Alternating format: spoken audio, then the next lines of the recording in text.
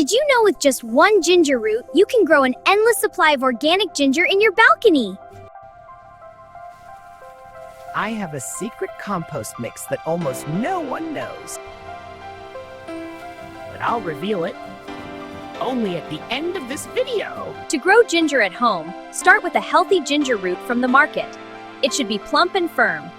Wrap the plump and firm store-bought ginger in a paper and keep it in a shaded area for 2 weeks. New shoots will grow. Add a teaspoon of turmeric into the water and now add the sprouted ginger into it and keep for 1 hour.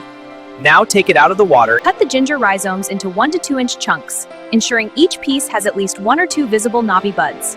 Use a sharp, clean knife to make small, clean cuts. Leave them to dry for 1 to 2 days before planting to prevent rot.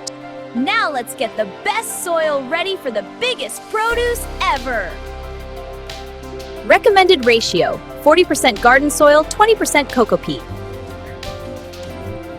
30% vermicompost and 10% sand.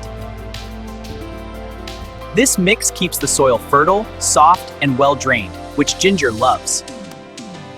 Give partial sunlight for 4 to 5 hours and add organic fertilizer every 20 days. Ginger loves wide containers because the roots spread sideways. Make sure your pot has good drainage holes.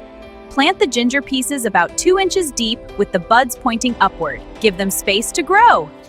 Water lightly to keep the soil moist but not soggy.